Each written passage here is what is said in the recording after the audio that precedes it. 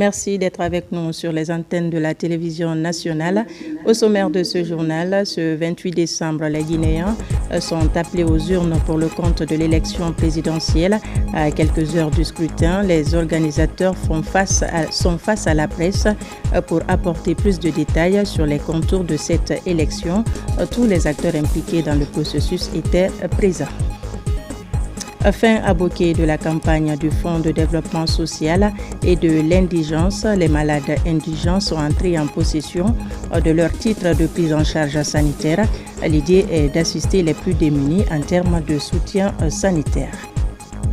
Protection des mineurs dans les lieux de loisirs, les acteurs impliqués se retrouvent et discutent des voies et moyens pour faire respecter la loi et garantir aux enfants un environnement de loisirs sain. C'est tout pour les titres. Bonsoir et vous êtes les bienvenus dans cette édition d'information que nous ouvrons par ces décrets. Décret dit 2025-0265 PRG SGG portant promulgation de la loi organique LO 2025-045 CNT portant détermination des emplois civils auxquels le Premier ministre nomme le président de la République, vu la Constitution, vu l'avis consultatif numéro 43 de la Cour suprême en date du 27 décembre 2025, décrète, article 1er, est promulguée la loi organique LO 2025-045 CNT portant détermination des emplois civils auxquels le Premier ministre nomme. Article 2. Le présent décret qui abroge toutes dispositions antérieures contraires prend effet à compter de la date de sa signature et sera enregistré et publié au journal officiel de la République.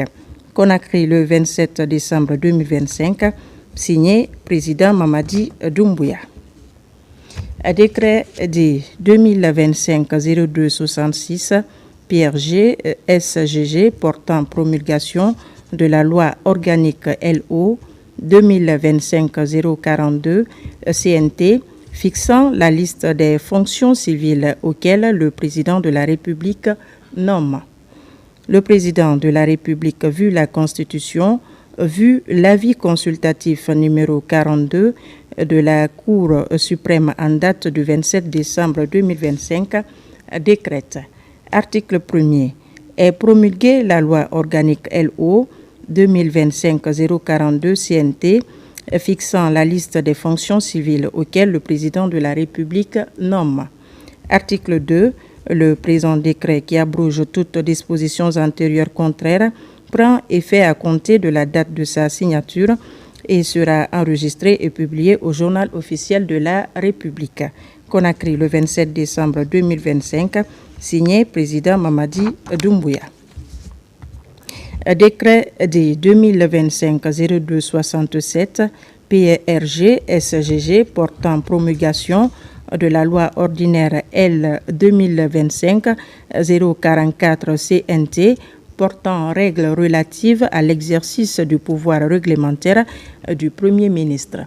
Le président de la République, vu la Constitution, vu l'avis consultatif numéro 045 de la Cour suprême en date du 27 décembre 2025, décrète. Article 1er. Est promulguée la loi ordinaire L 2025-044 CNT portant règles relatives à l'exercice du pouvoir réglementaire du Premier ministre. Article 2. Le présent décret qui abroge toutes dispositions antérieures contraires prend effet à compter de la date de sa signature et sera enregistré et publié au journal officiel de la République. Conakry le 27 décembre 2025, signé président Mamadi Doumbouya. Décret dit 2025-0268 PRG SGG portant promulgation de la loi ordinaire L 2025-043 CNT fixant la liste des autres titulaires de fonctions soumis aux dispositions de l'article 79 de la Constitution. Le président de la République, vu la Constitution, vu l'avis consultatif numéro 44 de la Cour suprême en date du 27 décembre 2025, décrète. Article 1er. est promulguée la loi ordinaire L 2025-043 CNT fixant la liste des autres titulaires de fonctions soumis aux dispositions de l'article 79 de la Constitution. Article 2. Le présent décret, qui abroge toutes dispositions antérieures contraires, prend effet à compter de la date de sa signature et sera enregistré et publié au Journal officiel de la République. Conakry le 27 décembre 2025, signé président Mamadi Doumbouya. À la une de l'actualité ce soir, il arrive un moment où une nation cesse de subir sa politique pour commencer à la maîtriser. La Guinée vit aujourd'hui ce moment. Depuis le 5 septembre 2021, le pays s'est engagé dans une refondation sociale, économique et politique portée par une ambition claire, réconcilier l'État avec le peuple et installer durablement la paix démocratique. Voici cet éditorial réalisé par la DCI. Il est signé au palais Mohamed V, le chef suprême des armées, le président Mamadi Doumbouya, a présidé ce samedi le 3e Conseil supérieur de défense nationale. Lors de cette rencontre, le chef de l'État a donné des instructions fermes aux forces de défense et de sécurité afin de se mobiliser pour faire barrage aux esprits réfractaires qui manifesteraient des velléités de sabotage lors du processus en cours. Oumar Bari. À quelques heures du scrutin présidentiel de dimanche 28 décembre 2025, le chef suprême des armées, le président Mamadi Doumbouya, a présidé ce samedi au palais Mohamed V la 3e session du Conseil supérieur de défense nationale, CSDN. La rencontre était strictement axée sur la continuité de l'État afin de féliciter et encourager l'ensemble des acteurs pour le travail réalisé durant cette campagne qui s'est bien déroulé et de leur demander de redoubler d'efforts dans l'intérêt exclusif du peuple souverain de Guinée. L'objectif était de rassurer sur l'ensemble du dispositif sécuritaire et de défense mis en place pour la tenue régulière de l'élection présidentielle. Le chef de l'État, son Excellence, M. Mamadi Doumbouya, entouré du Premier ministre chef de gouvernement Amadou Ouriba, du ministre secrétaire général de la présidence, le général Amara Kamara, du ministre directeur de cabinet de la présidence Djiba Diakité, de la haute hiérarchie militaire et des membres du gouvernement, a rassuré sur les dispositions prises pour la bonne tenue de l'élection présidentielle de ce dimanche. Il a félicité l'esprit d'ouverture et de paix qui a caractérisé le déroulement de la campagne électorale, rassurant que le processus électoral entamé à travers le référendum constitutionnel du 21 septembre dernier se poursuivra comme prévu avec les autres échéances électorales inscrites dans le calendrier. Le président Mamadi Doumbouya a donné des instructions fermes aux forces de défense et de sécurité afin de se mobiliser pour faire barrage aux esprits réfractaires qui manifesteraient des velléités de sabotage du processus en cours, réaffirmant ainsi avec force que rien n'arrêtera ce processus électoral. Enfin, le chef de l'État a instruit l'ensemble des parties prenantes à jouer pleinement leur rôle pour que le scrutin se déroule dans la paix, permettant ainsi à chaque citoyen guinéen d'exercer librement son droit de vote en toute quiétude et de vaquer paisiblement à ses occupations. Et puis ce communiqué du poste de commandement opérationnel de sécurité intérieure. Le samedi 27 décembre 2025 à 4 heures du matin, sur la base de renseignements fiables, les services de sécurité ont mené une intervention ciblée dans une concession de la banlieue de Conakry où un groupe armé était présent, animé par des intentions subversives menaçant la sécurité nationale. Cette opération a permis de neutraliser complètement le groupe et d'interpeller les individus impliqués après plusieurs échanges de tirs. À cet effet, une enquête judiciaire est en cours pour identifier toutes les ramifications de cette affaire et établir les responsabilités conformément aux lois en vigueur. Le commandant des forces de sécurité intérieure rassure la population qu'aucune menace immédiate ne pèse sur elle. Il invite les citoyens à conserver leur calme, poursuivre poursuivre normalement leurs activités et à maintenir une collaboration responsable avec les forces de défense et de sécurité. Il félicite par ailleurs l'ensemble des unités engagées pour leur professionnalisme, leur réactivité et leur sens élevé du devoir dans la protection des personnes et des biens. Fait à Conakry le 27 décembre 2025, le haut commandant général de corps d'armée Bala Samoura, grand officier de l'Ordre national du mérite. Réunis en plénière ce vendredi, les conseillers nationaux ont adopté 5 textes de loi. Parmi ces textes figure la loi portant autorisation exceptionnelle de perception des recettes publiques et reconduction des crédits budgétaires de l'exercice 2025, une démarche législative qui permet à l'État de poursuivre le paiement des dépenses essentielles liées au fonctionnement administratif, aux salaires et aux obligations légales.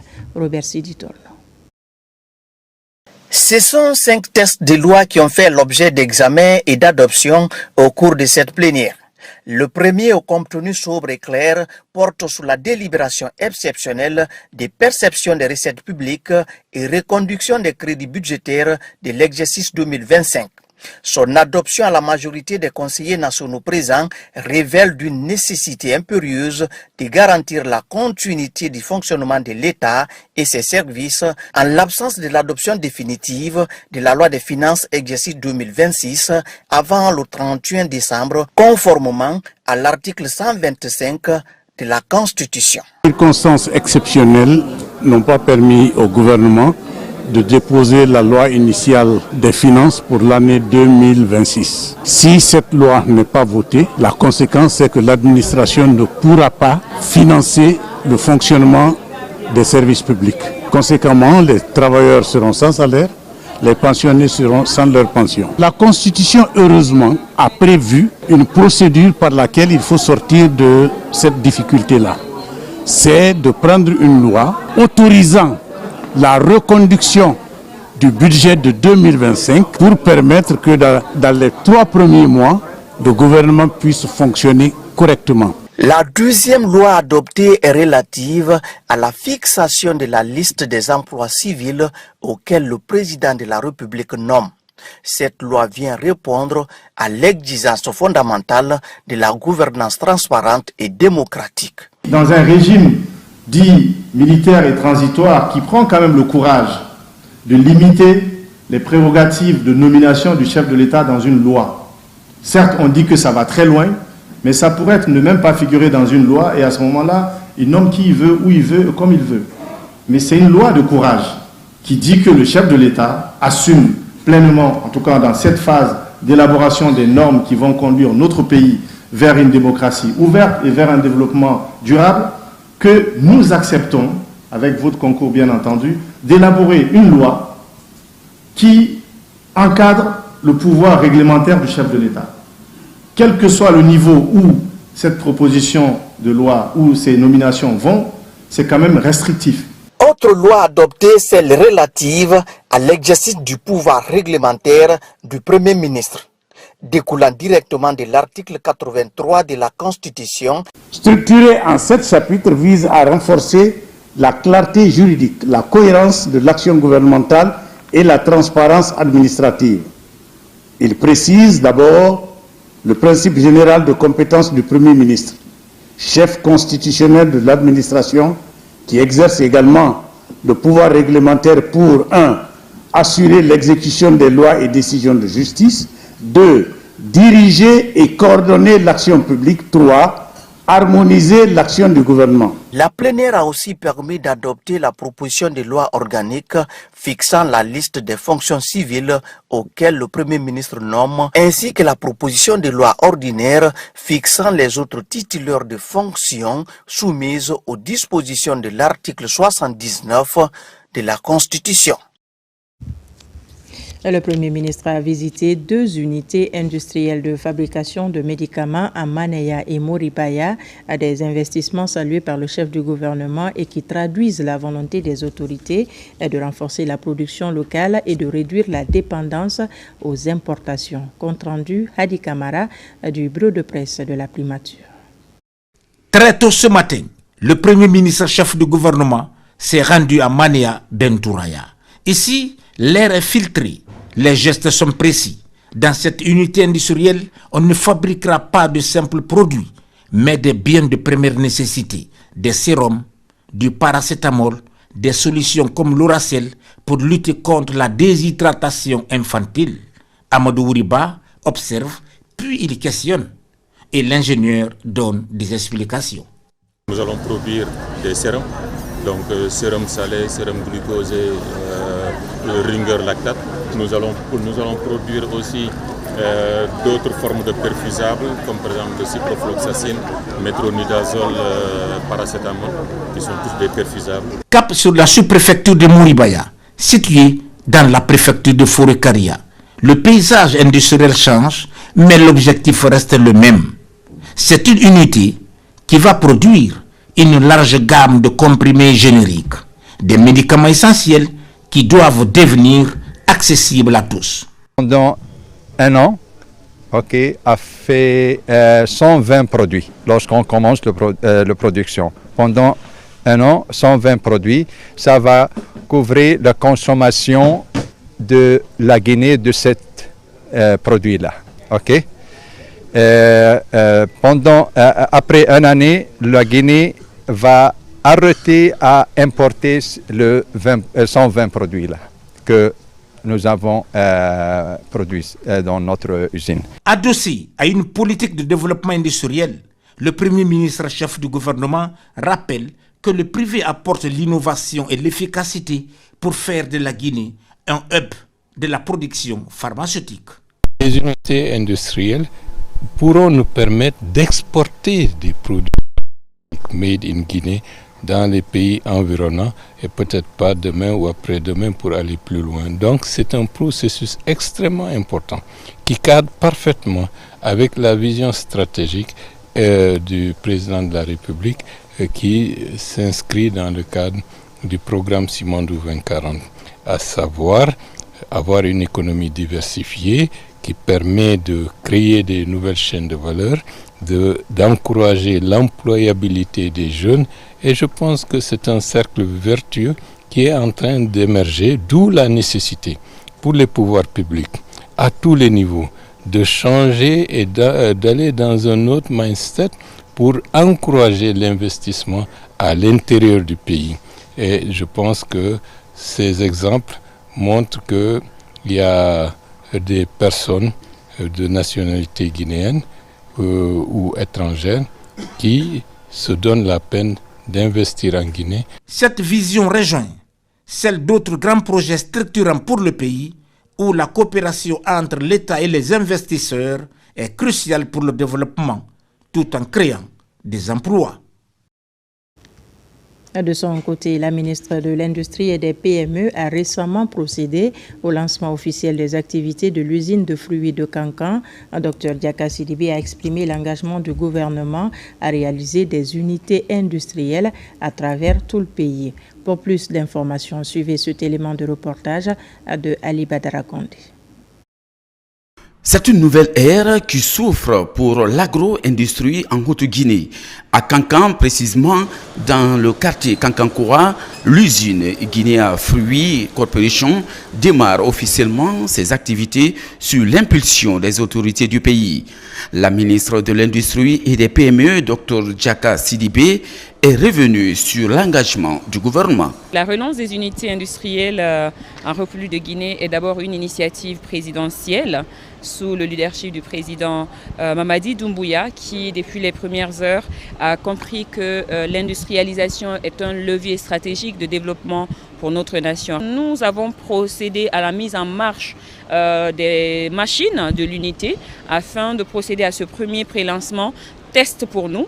Notre département travaille depuis plusieurs mois maintenant afin que la relance des unités industrielles soit une réalité. L'objectif primordial de lancer ces unités industrielles à travers le pays est d'encourager la transformation locale des fruits et renforcer la chaîne de valeur agricole. Cette unité, comme vous le savez, qui aide beaucoup les planteurs, qui a une importance capitale pour les planteurs.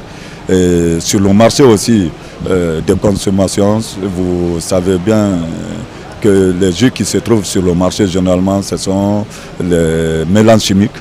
Et le jus produit à Kankan est naturel. Cette unité industrielle va non seulement soutenir des agriculteurs locaux, mais aussi contribuer au développement économique de la Haute-Guinée.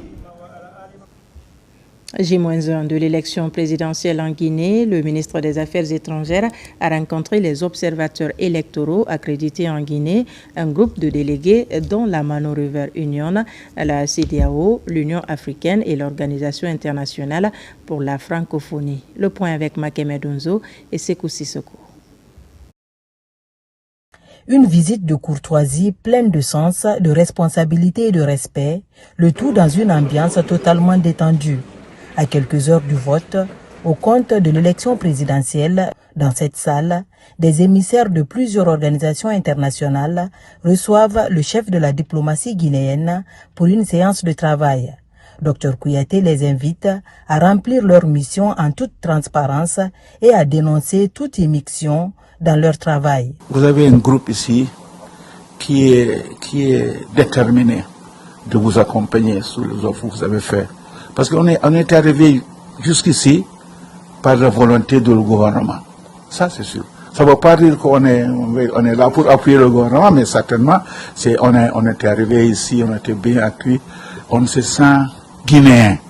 Hein? Donc, pour nous, nous souhaitons qu'on va terminer ce processus bientôt et on aura des résultats acceptés par tout le monde. Sanda Kouyaté, c'est une personnalité qui a mené la politique étrangère de ce pays jusqu'à ce point très décisif de la fin des transitions, et je crois que soyez les bienvenus chez nous. Merci ouais, nous sommes là en train de voir comment on peut mieux vous accompagner pendant ce processus électoral demain et après. En rappelant le rôle crucial joué par chaque institution, le chef de la diplomatie guinéenne a salué la franchise de la collaboration et le respect du choix de chaque parti. Je suis venu pour dire une seule chose. Le chef de l'État, le gouvernement et le peuple de Guinée vous remercient pour votre accompagnement. Depuis le 5 septembre 2021, la Guinée a dialogué avec vous tous. Avec certains beaucoup plus, avec d'autres beaucoup moins. Mais qu'à cela ne tienne, l'essentiel est que vous soyez là aujourd'hui pour nous aider à parachever cette transition. Je voudrais vous rassurer que vous êtes libre et surtout vous êtes dans votre pays. N'hésitez pas, s'il y a quoi que ce soit qui ne marche pas bien, n'hésitez pas à le signaler. C'est une expérience que nous sommes en train de mener et encore une fois, bienvenue à la maison, bienvenue chez vous et je suis sûr et certain que le lundi, nous serons tous soulagés et je le souhaite et je prie Dieu que cela se passe comme ça. Des institutions dont la République de Guinée est pour la plupart membre fondateur. Un rappel nécessaire à un moment où Conakry s'apprête à refermer la parenthèse de la transition. Je vous l'annonçais dans les titres, les acteurs en charge de l'organisation de la présidentielle face à la presse, devant les médias, les responsables des différentes institutions ont abordé chacun à ce qui le concerne toutes les questions sur l'organisation du scrutin de ce 28 décembre. Par ailleurs, les journalistes ont été appelés à faire leur travail de façon professionnelle pour le bon déroulement de la journée électorale. Amadou Touré, Abdul Razak Souma. La Haute Autorité de la Communication HAC, l'Observatoire national autonome de supervision du référendum constitutionnel et des élections ONASUR et la Direction générale des élections DGE constituent trois institutions importantes dans l'organisation du scrutin présidentiel. Chacune, en ce qui la concerne, a joué sa partition dans la planification d'une série d'activités concourant à la réussite de l'élection de ce dimanche. C'est pourquoi, en cette veille de la date du 28 décembre, jour du vote, leurs responsables ont animé cette conférence de presse pour passer au peigne fin l'ensemble des étapes préparatoires du scrutin. Ce que le journaliste peut, c'est de rapporter les procès-verbaux affichés. Ça, c'est au niveau du bureau de vote. Si la commission de centralisation, comme c'est de coutume, centralise et affiche à son tour le procès verbal au niveau d'une circonscription, la presse doit le reprendre. L'ONASUR est déjà rassuré quant à la préparation pratique de ces élections, l'organisation matérielle, la communication qui suit par la HAC, mais surtout l'adhésion des populations sur l'évolution des préparatifs. Et les 500 superviseurs que nous avons recrutés, initiés à la méthodologie de la supervision, travaillent sur l'observation, l'évaluation et pas d'intervention.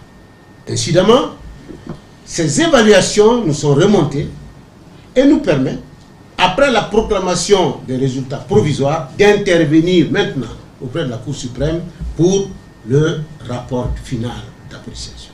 Pour sa part, la directrice générale des élections, Mme Kamara Dienebou Touré, a rassuré. Puisque l'utilisation des nouvelles technologies de l'information et de la communication est admise par la loi, 48 heures, nous allons proclamer les résultats provisoires. C'est ça notre défi. Et j'ai expliqué derrière tout le travail qui a été fait pour relier les 33 préfectures à Conakry en termes de connexion sur fibre optique.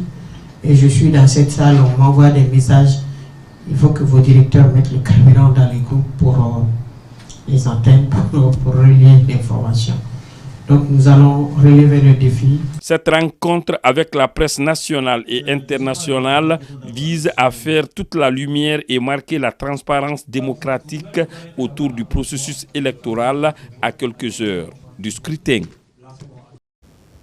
Et puis cet arrêté à 2025-1397 MATD CAB SGG portant fermeture temporaire des frontières et restriction de la circulation des engins le jour de l'élection présidentielle le 28 décembre 2025. Le ministre, vu la Constitution, arrête. Article 1er. Pour des raisons de sécurité publique et afin d'assurer le bon déroulement de l'élection présidentielle, les frontières terrestres, aériennes et maritimes sont fermées le dimanche 28 décembre 2025 de 5h00 à 19h00. Article 2. La circulation de tout véhicule automobile, moto et tricycle est interdite sur l'ensemble du territoire national le dimanche 28 décembre 2025 de 6h00 à 18h00. Article 3. Sont exclus de cette interdiction les véhicules des forces de défense et de sécurité planifiés dans le dispositif, les véhicules de la Direction générale des élections et de l'ONASUR, les ambulances, les véhicules de secours. Article 4. À titre exceptionnel, un laissez-passer codifié est délivré à certains usagers par le poste de commandement opérationnel de sécurité intérieure et la Direction générale des élections en cas de nécessité dûment justifiée. Article 5. Tout contrevenant aux dispositions du présent arrêté s'expose aux sanctions prévues par les lois et règlements en vigueur. Article 6. Les gouverneurs, préfets, sous-préfets, présidents de délégations spéciales et le poste de commandement opérationnel de sécurité intérieure et ses démembrements sont chargés, chacun en ce qui le concerne, de l'exécution du présent arrêté. Article 7. Le présent arrêté qui prend effet à compter de la date de sa signature sera enregistré et publié au journal officiel de la République. Conakry le 27 décembre 2025, signé M. Ibrahima Khalil Condé. À l'approche de l'élection présidentielle prévue ce dimanche 28 décembre, le commandant des forces de sécurité intérieure, le général Bala Samoura, a officiellement présenté le dispositif de sécurité destiné à assurer le bon déroulement du scrutin. Cette présentation s'est déroulée dans la salle d'état-major du poste de commandement opérationnel de sécurité intérieure. Adjudant-chef Aboubakar Kamano, correspondant de la presse militaire. À l'approche de l'élection présidentielle prévue le dimanche 28 décembre 2025, le commandant des forces de sécurité intérieure, le général Bala Samoura, a présenté le dispositif de sécurité mis en place pour assurer le bon fonctionnement du scrutin. La cérémonie s'est tenue dans la salle d'état-major du poste de commandement opérationnel de sécurité intérieure PCOSI et a réuni des hautes autorités de l'État, dont le Premier ministre, le ministre de l'Administration du Territoire et de la Décentralisation, le ministre de la Sécurité et de la Protection civile, ainsi que le chef d'état-major général des armées, d'autres généraux et officiers supérieurs de la Commission nationale de défense et de sécurité CNDS. Le général Bala Samoura a souligné que le dispositif couvre toutes les phases du processus électoral, de la période préélectorale jusqu'à l'investiture du président élu. Il intègre les recommandations tirées du retour d'expérience du référendum précédent, tout en prenant en compte le contexte sécuritaire national et régional.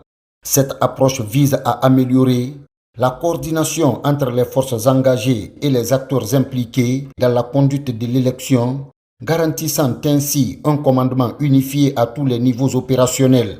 Ce dispositif couvre toutes les phases du processus électoral, de la planification à la sécurisation des activités de la Direction générale des élections, des activités des différents candidats, du vote lui-même, de la sécurisation des opérations de centralisation des résultats, de la sécurisation de la proclamation des résultats jusqu'à l'investiture du président élu.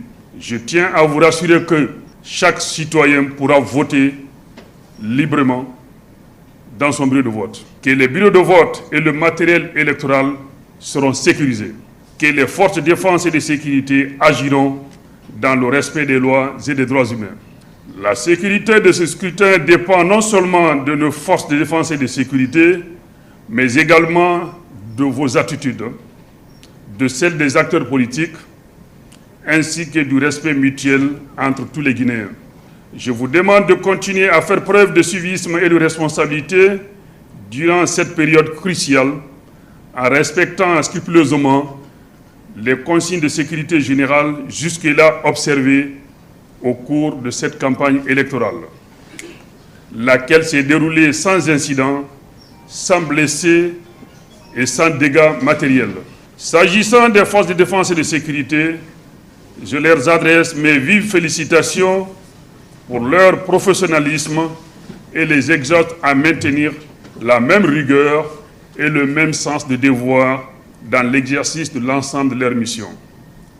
Toutefois, je rappelle fermement que toute tentative de troubler l'ordre public ou la cohésion nationale pouvant compromettre le bon déroulement de l'élection présidentielle sera traitée avec rigueur et conformément à la loi.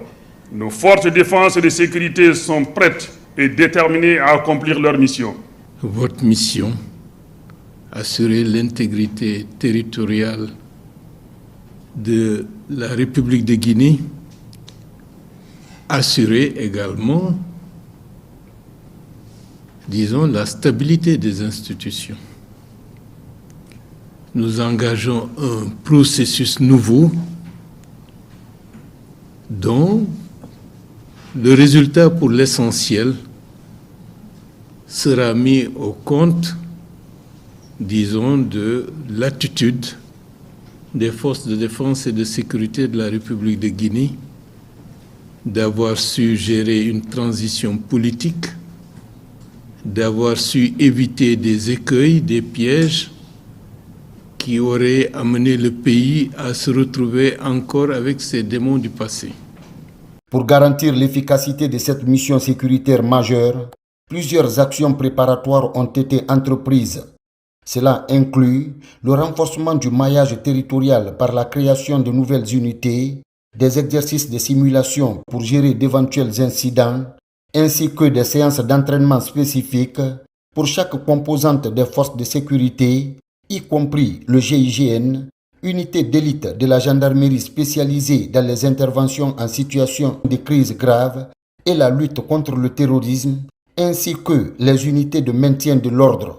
Le dispositif a également été renforcé par une amélioration des capacités des services de renseignement, une augmentation des moyens logistiques, notamment au niveau du parc automobile de la gendarmerie nationale, de la police nationale et de la protection civile, ainsi qu'une meilleure communication sur l'ensemble du territoire. Vous avez pris en compte tous les aspects qui concourent à une planification réussie pour aboutir sur un plan opérationnel que je pourrais appeler ici, pour le commun des mortels, la feuille de route que vous allez mettre en œuvre à compter d'aujourd'hui, d'ailleurs bien avant, jusqu'à la fin de l'élection présidentielle et au-delà.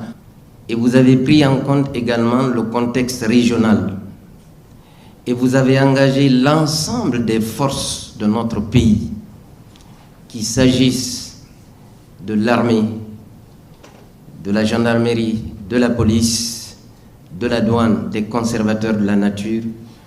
Vous avez unifié tous ces gens-là pour sécuriser ces élections.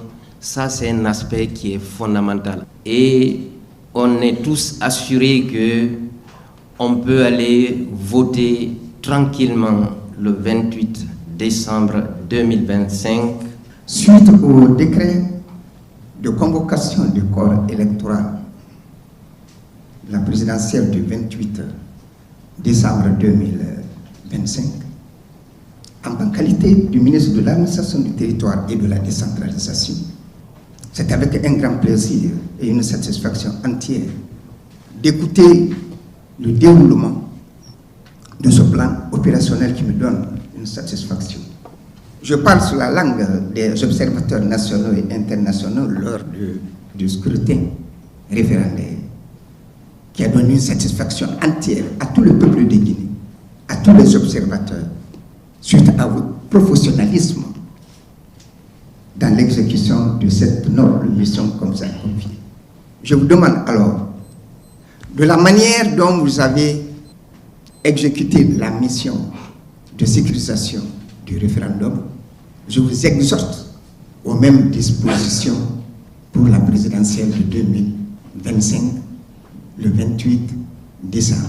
À travers cette organisation, les forces de défense et de sécurité visent à créer un environnement sûr qui favorise l'expression démocratique des citoyens, tout en réaffirmant leur engagement à accompagner le processus électoral dans un esprit de paix, de neutralité et de professionnalisme. Pour donc marquer cet événement, la Guinée s'ouvre à l'observation électorale internationale accréditée par la Direction générale des élections. L'organisation Nouvelle Perspective Suisse annonce le lancement officiel de sa mission en République de Guinée. Reportage de Fatmata Batouli Diallo. Ce dimanche 28 décembre 2025, les Guinéens se rendent aux urnes pour choisir leur prochain président. Pour accompagner ce rendez-vous électoral majeur, la Guinée accueille la mission d'observation internationale Nouvelle Perspective Suisse, mobilisée pour contribuer au bon déroulement d'un scrutin libre, transparent et apaisé. La mission félicite la Direction générale des élections pour la qualité de l'accueil, de la disponibilité du dispositif logistique et professionnalisme. La mission note avec satisfaction l'attitude responsable de la population guinéenne et le climat globalement calme, apaisé, ayant marqué la campagne électorale sur l'ensemble du territoire national. Fondée sur les principes de transparence, de neutralité et de respect de la souveraineté nationale, cette collaboration se veut durable au-delà du seul cadre de l'élection présidentielle. L'observateur, il vient tout juste pour observer. Nous n'avons pas de suggestions à faire, nous n'avons pas à nous insérer dans tout ce qui se passe au niveau d'un bureau de vote. Nous venons tout simplement observer tout ce qui se passe et après l'observation, nous rendons compte à notre président. Nous effectuons une mission préélectorale pour vraiment nous affirmer pendant le rapport préliminaire et le rapport définitif, qui nous permet aussi de constater ce qui s'est passé avant les élections, pendant les élections et après les élections. Au total, la mission est composée de 41 observateurs internationaux et experts électoraux issus de 16 pays. Elle s'inscrit dans l'engagement constant de Nouvelles Perspectives Suisses en faveur de la démocratie, de la transparence électorale et de la paix. Présidentielle en Guinée, la dynamique œil du citoyen a lancé cette semaine la formation des formateurs des observateurs électoraux sur l'ensemble du territoire national. Contrairement au scrutin référendaire, la société civile guinéenne entend déployer cette fois-ci 8000 observateurs dans les bureaux de vote. Au total, 80 formateurs prennent part à cet exercice.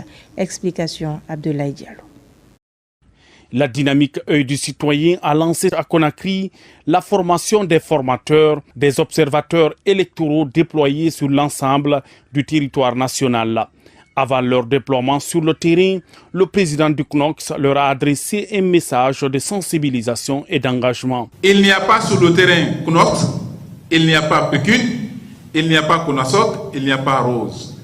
C'est tout simplement des observateurs de la société civile guinéenne appelée dynamique œil du citoyen. Cela est extrêmement important, d'abord pour l'impartialité des actions que nous poserons et pour l'objectivité du travail que nous faisons ensemble. Pendant 2 jours, ces 80 formateurs seront outillés sur les mécanismes d'observation électorale et les outils de collecte des données. Une application numérique dénommée ODK a été mise en place afin de faciliter la remontée rapide et fiable des informations en provenance des bureaux de vote. Il y a un formulaire qui est dédié à l'ouverture du bureau de vote, un formulaire pour le déroulement et un formulaire pour la clôture. Et il y a un formulaire aussi sur les grilles d'incidents. Les thématiques abordées par rapport à cette observation, il s'est agi d'abord d'expliquer ce qu'on appelle le guide de l'observateur. Il faut que chaque observateur puisse savoir comment est-ce qu'il doit se comporter sur le terrain afin de faciliter la tâche non seulement aux autorités locales, aux membres des bureaux de vote, mais surtout à ces semblables observateurs encore qui sont sur le terrain. À l'image du scrutin référendaire, Ange Gabriel Abba, président du CNOCS, annonce la mise en place très prochaine d'un dispositif d'observation électorale visant à garantir la crédibilité et la fiabilité de l'élection présidentielle prévue le 28 décembre prochain. Kissidougou place à la formation des formateurs des membres des bureaux de vote, une étape clé pour garantir la transparence et la crédibilité du scrutin. Cette session s'est achevée par la prestation de serment des participants. Souleymane Kouyaté, Marwan Kamara. Durant des jours, les formateurs des agents électoraux de la préfecture de Kissidougou ont renforcé leurs compétences sur les différentes étapes du scrutin présidentiel à venir. Un programme de la Direction générale des élections pour rappeler le rôle et les responsabilités de chacun, mais aussi assurer une gestion transparente et crédible. Cette élection présidentielle revêt une importance toute particulière. C'est pourquoi aucun détail ne doit être négligé. Aucune approximation ne saurait être tolérée dans l'organisation de ce scrutin. Au nom de la commune urbaine, comptez sur vous, partagez ces espérances ici acquises aux membres des bureaux de vote pour qu'il y ait des élections transparentes, libres et apaisées. Au terme de ces 10 jours, les formateurs sont mieux outillés pour transmettre ces connaissances aux membres des bureaux de vote des différentes localités de la préfecture de Kissidougou avant le jour du vote. Au sortir de cette formation, nous sommes suffisamment outillés pour pouvoir démultiplier cette formation aux agents des bureaux de vote très prochainement. Vous avez l'honneur d'être choisi comme formateur. J'estime que vous avez mesuré à sa juste valeur la portée de la mission et vous pourrez supporter lourdement sur vos épaules les charges qui s'y attachent. Moment solennel de la journée, la prestation des serments. Debout, la main levée, les participants s'engagent à accomplir leur mission avec honnêteté, rigueur et respect des lois de la République.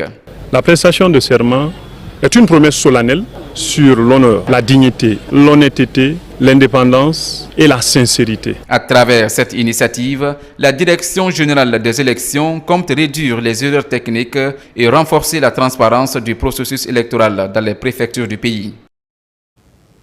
Et puis les fils résidents et ressortissants de la région de Zérékoré unissent leurs forces pour le maintien de la paix et la consolidation du tissu social. En visite dans les différentes villes de la région, ils abordent des questions de fraternité et d'unité nationale. C'est un reportage de Isiaga Kamara et Amadou Bailobari. Dans leur mission de consolider les acquis de la République et de maintenir la paix en région forestière, les fils résidents et ressortissants de la région multiplient les efforts pour créer des esprits fédérateurs encadrant la paix et le vivre ensemble. C'est dans cette optique que les sages, leaders religieux et patriarches reçoivent cette délégation pour dynamiser les actions du développement humain et durable à Zérékoré. Le message déjà est passé, on a dit le jour J, c'est-à-dire le 28 décembre. On va aller glisser librement son bulletin dans l'urne et après le vote, chacun va rentrer chez soi et on va attendre le résultat. Aujourd'hui à Zérékoré, on est en paix depuis que les dents sont venus devant la situation à Zérékoré, devant tous les mouvements à Zérékoré. Il a regroupé tout le monde ensemble aujourd'hui à Zérékoré. La Zérékoré est devenue une ville de paix. À la sortie de cette rencontre, Dan Lama et sa suite se disent satisfaits de l'accueil qui leur a été réservé et de cette convergence d'état d'esprit sur la sauvegarde de la paix pour favoriser l'émergence socio-économique de la région. Les habitudes anciennes, nous sommes défaits de ça. On a mis fin à ça. Et c'est ce qui va prévaloir. Et toujours. Le patriarcat à Zérékoré renferme toutes les communautés. Vous avez les 11 communautés qui sont dans le patriarcat. C'est cela l'esprit du rassemblement. Ils ont œuvré dans ce sens bien avant l'heure. Ce qui fait qu'aujourd'hui nous nous inscrivons dans cette dynamique. Nous passons saluer nos pères, nos mères, nos frères et nos sœurs pour solliciter leur bénédiction et leur adhésion. Selon ces activistes, dans cette perspective de maintien de la paix et du développement durable, la dynamique va connaître un tremplin qui va permettre de toucher toutes les autres couches sociales, et cela à travers toute la Guinée forestière. Dans le Grand Conakry et à l'intérieur du pays, les acteurs de la société civile s'activent aussi à tous les niveaux. Dans ce tour d'horizon de notre rédaction, nous vous plongeons au cœur des échanges avec les émissaires de la CEDEAO et les préparatifs des agents sensibilisateurs de la région de Kankan, une mutualisation des efforts pour un scrutin présidentiel crédible et apaisé. Nabila Moussa Kamara. Au siège du Conseil national des organisations de la société civile guinéenne, les représentants de la CEDEAO rencontrent les responsables de la société civile sur les préparatifs du scrutin présidentiel du 28 décembre 2025. Ils échangent sur les plans et dispositifs mis en place pour une élection apaisée. Nous sommes venus échanger avec eux sur le contexte électoral, quelles sont leurs perspectives, comment ils analysent le contexte électoral, pour nous permettre de mieux préparer notre mission. Nous avons reçu cette délégation de la CEDEAO venue échanger avec nous sur les préoccupations de la société civile, mais aussi ils avaient des questions sur certaines réalités liées au contexte du pays. Autre action de la société civile, la Coalition nationale de Guinée pour les droits et la citoyenneté des femmes s'active dans la savane guinéenne. Dans son nouvel agenda, renforcer le dialogue communautaire pour une présidentielle sans violence. En réalité, le contenu du module ici, c'est sur les techniques d'animation, de sensibilisation et de communication. Qui veut déployer, n'est-ce pas, les agents sur le terrain, il faut qu'il donne d'abord des consignes permettant de bien véhiculer le message sur le terrain. Les messages qui sont en lien avec le processus électoral. De Kankan à Kouroussa, même renforcement de capacité des agents sensibilisateurs pour prévenir les risques électoraux. Les nouvelles orientations s'intéressent aux femmes et les enfants, deux couches vulnérables. Nous pensons qu'au sortir donc de cette session de formation, nos agents seront aptes à réaliser effectivement nos vœux, ce que nous voulons, ce que nous attendons d'eux dans le cadre de la sensibilisation des citoyens pour une élection apaisée sans violence. Après ces élections, quoi qu'on en dira, on dira qu'un Guinée a été élu quand même. Donc nous, ça nous galvanise dans notre position pour que les gens sachent que c'est juste le Sénégal qu'on est en train d'organiser. Après les salles, la campagne de porte-à-porte s'intensifie sur le terrain. Face aux discours de haine, aux rumeurs et autres formes de manipulation, les avantages de la discipline et le calme pendant le scrutin sont expliqués pour que règne la stabilité à tous les niveaux. Dans l'actualité toujours, les promoteurs de la paix et le collectif des anciens premiers ministres ont organisé une cérémonie de prière au centre islamique de Donka. La démarche vise à implorer Dieu afin qu'il accorde à la Guinée la paix et la quiétude sociale avant, pendant et après les élections. Mekini Moussa Kamara, Ibrahima Oulem Fofana. Les instances religieuses, catholiques et musulmans prient et appellent à des élections apaisées en Guinée. C'est une conception de la structure, les promoteurs de la paix et ses partenaires qui accordent du prix à la stabilité sociale de notre patrimoine commun, la Guinée. Cette cérémonie était placée sous la présence d'honneur de sa sainteté l'archevêque de Conakry. Nous avons voulu que ce soit une communion de tous les fils et filles de la Guinée, quelle que soit leur religion, de façon qu'il y ait un appel collectif à la paix, à l'unité, à l'entente dans le pays, avant, pendant et après les élections. Et c'est dans ce cadre-là qu'un certain nombre de citoyens, que nous appelons les promoteurs de la paix, y compris les anciens premiers ministres, se sont joints pour cotiser gratuitement, financer ceci et surtout décider qu'après la lecture du Coran, les vrais sacrifices seront destinés aux déshérités de notre pays. Le premier ministre, le général Lansana Conti. Nos anciens premiers ministres se sont engagés auprès de l'actuel patron de la primature dans le processus de paix. Nous sommes persuadés que la paix est garantie en Guinée pour toujours. La prière et les appels à la paix sont une réponse forte de la société civile et religieuse guinéenne à l'enjeu de la stabilité du pays lors des périodes électorales. Cet événement inédit est l'œuvre des citoyens qui ont estimé que la situation actuelle de notre pays mérite les prières ferventes de toute congrégation religieuse afin que le Tout-Puissant préserve notre pays de tout écueil avant, pendant et après les élections présidentielles. Vous êtes au cœur des missions qui sont assignées au département des affaires religieuses par le président de la République, M. Mamadi Doumbouya. Donc, en organisant cette grande rencontre, appuyée par les prières, la lecture du Saint-Coran, vous avez confié la Guinée à son Créateur. Ces prières visent à éviter le retour des violences, des destructions humaines et matérielles associées aux élections précédentes de ces dernières décennies en Guinée. À la veille du scrutin présidentiel en Guinée, une conférence islamique s'est tenue à Conakry. Elle a réuni des érudits venus de l'Afrique de l'Ouest et des États-Unis d'Amérique. L'événement est placé sous le signe de la paix et de l'unité nationale. Plus de détails avec Marwan Kamara.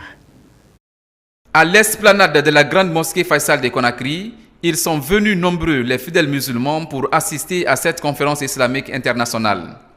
Parmi les invités, 3 grands prédicateurs venus des pays d'Afrique de l'Ouest et des États-Unis d'Amérique. Ces grandes figures religieuses sont venues se joindre aux Guinéens pour multiplier des sensibilisations et des prières en faveur de la quiétude sociale en cette période électorale. Après le président de l'association de Grand Manding, en l'occurrence El Hadj Wassaba Laye Sidibé, qui nous a fait cet honneur d'apporter aussi notre contribution à la consolidation de la paix. Nous ne sommes pas venus prêcher la paix, mais nous sommes venus soutenir la paix qui existe déjà entre les fils et filles de la Guinée, surtout dans le contexte électoral. Placée sous le signe de la paix et du vivre ensemble, cette conférence islamique appelle à la retenue, au dialogue et l'acceptation des résultats présidentiels issus des urnes. Nous remercions particulièrement l'association Grand Manding de nous avoir invités à prendre part à cette activité. L'islam nous enseigne toujours 2 principes ou 2 droits qu'il faut connaître et mettre en pratique pour non seulement connaître des élections apaisées, mais aussi pour accepter les résultats des urnes. Ce que le peuple doit savoir et se rappeler que ce Dieu qui donne le pouvoir à qui il veut, il le retire à qui il veut, il élève qui il veut et il humilie qui il veut.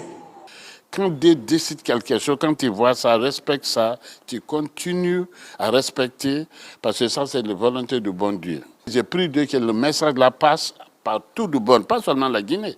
Parce que quand tu parles ici aujourd'hui, ça part. C'est pourquoi on a fait ça, c'est une façon de contribuer, même si tu es sûr de victoire, tout ça là, ben, cherche que c'est Dieu qui donne la victoire. Même si on est sur 100%, on est obligé de demander Dieu d'essayer de nous pardonner, qu'on ne veut pas aucun problème dans ces pays-là. Quand le résultat tombe, c'est la volonté de Dieu. Un appel clair à la paix et à la responsabilité collective dans un contexte où l'acceptation des résultats électoraux demeure un enjeu majeur pour la stabilité de la nation.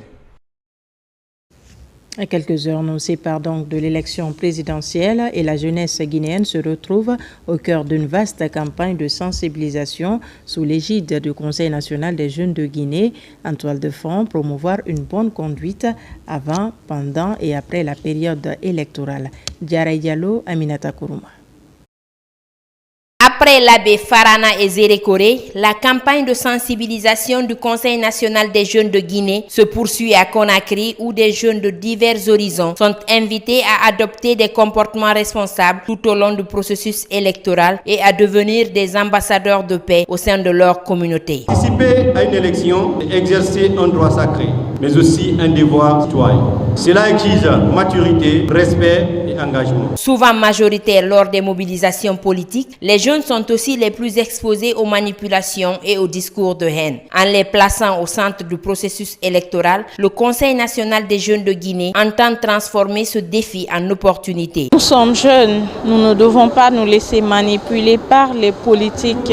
Nous devons utiliser nos énergies pour construire la Guinée. Nous ne devons pas utiliser ces énergies fortes qui bordent en nous pour la détruire. Nous pouvons les rassurer qu'ils sont la bienvenue dans nos communes, dans notre commune Ratoma, et ils auront accès à toutes les familles pour la sensibilisation et ils auront des écoutes. La campagne du CNJ Guinée, soutenue par la Direction générale des élections et le ministère de la Jeunesse, s'achève ainsi. Les messages sont clairs: rejet de la violence, tolérance politique, vigilance face aux fausses informations et acceptation des résultats proclamés par les institutions compétentes. De leur côté, les ressortissants de Konya ont organisé une lecture du Saint-Coran pour la paix et le progrès de la Guinée. La cérémonie a connu la participation du patriarche Elhadj Sékou Linkonde, accompagné de plusieurs fidèles musulmans. Des précisions avec Yassila. À l'approche des élections présidentielles 2025, le Konya se retrouve autour du patriarche et doyen d'âge Sékou Linkonde. Implorer la grâce de Dieu pour la paix et la quiétude sociale en Guinée avant, pendant et après les élections présidentielles est le but de cette rencontre. Organiser cette lecture de Saint-Coran pour la prospérité de la Guinée et surtout pour la prospérité de la communauté Konya, pour que la paix règne en Guinée. Aujourd'hui, c'est la concrétisation de l'entente, de la paix à travers la désignation de certains de ses fils pour présider à sa destinée. Les ressortissants de Konya invoquent les noms glorieux de tout-puissant Allah pour la paix entre les fils et filles de la communauté à Conakry et partout ailleurs. Le président de la République, que grâce à lui, grâce à l'exemple qu'il a donné au peuple, nous sommes heureux de reconnaître que nous sommes aujourd'hui à l'aise. Et c'est grâce à lui.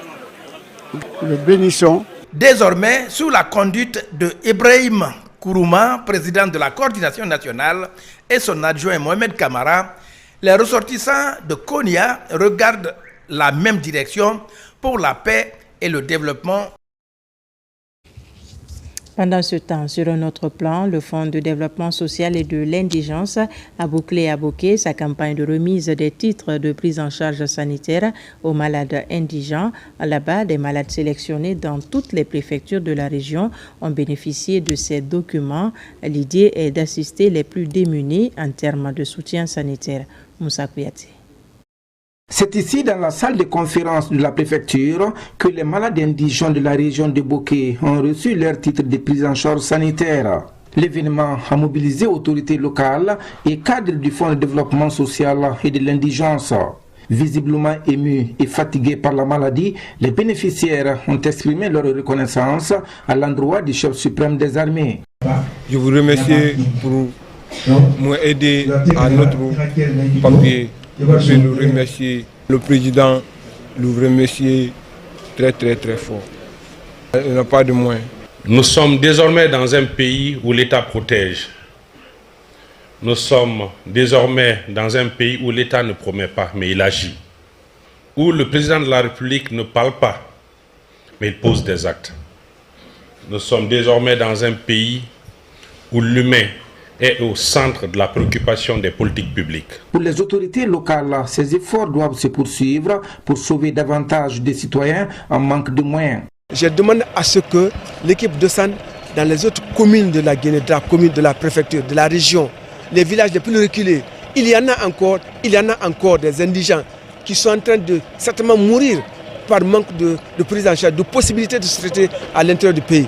Le moment que nous partageons aujourd'hui est également un appel à la responsabilité collective, un appel à préserver l'esprit de solidarité qui fonde l'identité de la région de Bouquet et à poursuivre ensemble une action commune orientée vers la protection de celles et de ceux qui ont le plus besoin de soutien de la nation.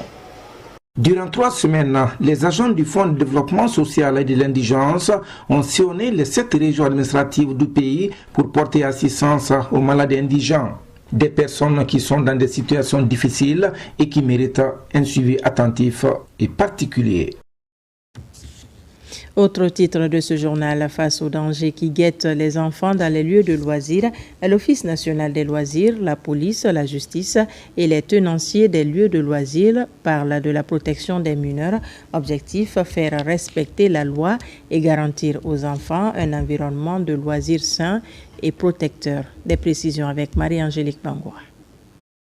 Quelques semaines plus tôt, le tribunal pour enfants de Conakry publiait un communiqué strict interdisant les sorties nocturnes des mineurs à des heures tardives. Une décision motivée par la montée des risques auxquels sont exposés les enfants. Dans le prolongement de cette mesure, l'Office national des loisirs ONL, en synergie avec les services judiciaires et les forces de sécurité, a réuni les acteurs du secteur des loisirs pour une séance d'échange et de sensibilisation. Ces lieux de loisirs peuvent générer assez de revenus entre 8h et 19h ou 20h.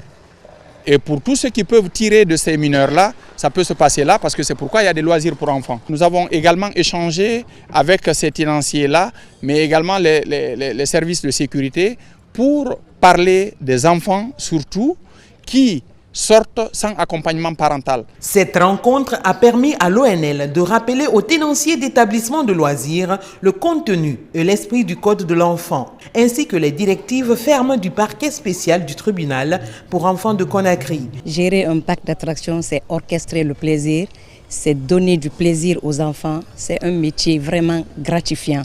Aujourd'hui, je suis édifiée parce que je sais à présent que je ne dois plus recevoir des enfants non accompagnés dans mon parc d'attractions. Il revient à chaque parent de prendre sa responsabilité, de contrôler les actions, les mouvements de ses enfants. Alors tout parent qui laisse abandonner, que ce soit les parents, que ce soit toute personne qui a une autorité légale sur les mineurs, a l'obligation d'y veiller au grain. Une ligne rouge est désormais tracée pour protéger les enfants de Guinée.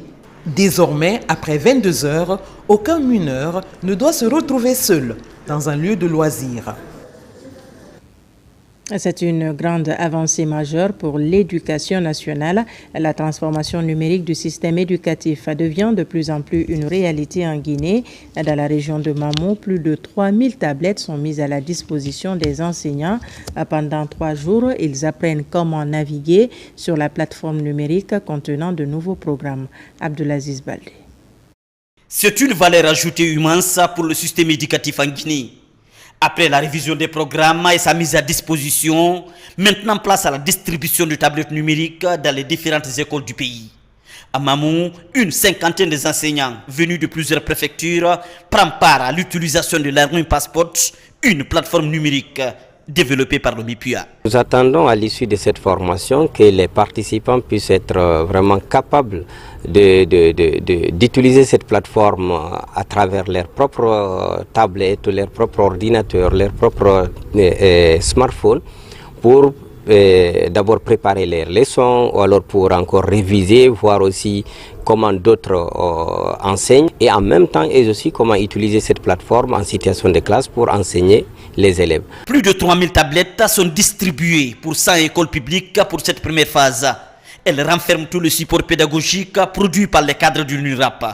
À l'occasion de cette révolution, plus de 1000 contenus pédagogiques sont déjà embarqués et numérisés dans les tablettes. Les nouveaux manuels scolaires pour les classes de CP1 et de CP2 sont numérisés en français, maths, sciences et technologies. Un enseignant qui n'a pas le manuel physique, s'il a accès à la plateforme, il pourra exploiter ces manuels, apprendre ce qui est dedans et former ses élèves. C'est une nouveauté, c'est une révolution. Cette approche de compétence permet aux enseignants comment naviguer sur la plateforme. Parallèlement à Mamou, les enseignants des régions de Kankan, Farana et Zérekoré sont aussi outillés à l'utilisation des tablettes numériques. Après les préfectures de Kindia, Koya et Télémélé, l'érudit de Kindia s'est rendu à Boké où il a communié avec les chefs religieux dans la fraternité et la solidarité humaine. Avant de les quitter, Elhaj Abdul Wakil Almami Keita leur a offert plusieurs engins roulants. Reportage de Nabi Kamar. 2 véhicules 4x4, l'un pour le secrétaire général de la Ligue islamique préfectorale de Boké, l'autre pour l'inspecteur régional, et des motos pour leur démembrement dans les sous-préfectures. C'est ce geste que l'érudit de Kindia a fait ce 25 décembre 2025 au chef religieux de Kakandé. C'était à la clôture de la grande cérémonie de sensibilisation et de prière pour la paix en Guinée, sous l'égide du nouveau gouverneur de la région administrative de Boké. Je viens vous saluer et vous féliciter pour tout ce que vous faites pour la promotion de la paix et pour l'islam dans le Kakandé. En même temps, je demande de contribuer à prier pour notre cher pays et l'ensemble de ses fils pour la consolidation de leur fraternité dans la paix et l'unité nationale. Les bénéficiaires de ces engins roulants saluent la générosité de Elhaj Abdul Wakil Almami Keita qui contribue grandement à la préservation de la paix et au rayonnement de l'islam en Guinée. Elhaj Abdul Wakil Almami Keita est une chance pour la Guinée en général et en particulier pour la Basse-Côte. Ce qu'il est en train de faire pour les chefs religieux est une première dans cette région.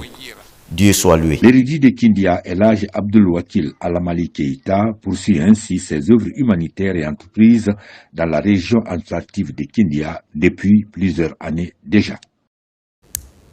Dans un autre registre et pour terminer, célébration de la fête de Noël au jardin du 2 octobre. C'est une initiative du gouvernorat de Conakry pour donner de sourire aux tout-petits, l'occasion d'offrir des cadeaux aux enfants pour contribuer à leur épanouissement. Reportage Moussa Bangoura, Ousmane Kamara. Le jardin du 2 octobre a mobilisé du beau monde à l'occasion de la fête de Noël qui commémore la naissance de Jésus-Christ.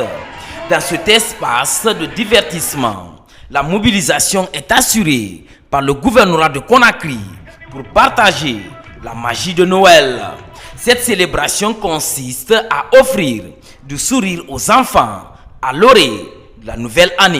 Le président de la République, il considère l'ensemble des Guinéens de la même façon. C'est ce qui fait l'objet de la remise que vous avez vue ici aux enfants, comme le souhaite notre président, M. Mamadi Doumbouya. Lors de cet événement culturel, des jouets et plusieurs autres cadeaux ont été distribués aux enfants. Ce n'est pas tous les jours qu'on reçoit des cadeaux. Je suis très contente pour Madame la gouverneure parce que ce qu'elle a fait, c'était un très bon geste de donner des cadeaux à tout le monde. On ne s'attendait pas à cela. La gouverneure nous a offert beaucoup de cadeaux aujourd'hui, donc nous disons un grand merci. À travers cette ambiance de fête, le gouvernorat de Conakry entend poursuivre cette activité en vue de contribuer à l'épanouissement de la petite enfance. Voilà qui m'a fait à ce journal. Merci de nous avoir reçus chez vous. L'actualité se poursuit sur notre site, le www.rtgguinée.info. Je vous dis à très vite pour d'autres informations.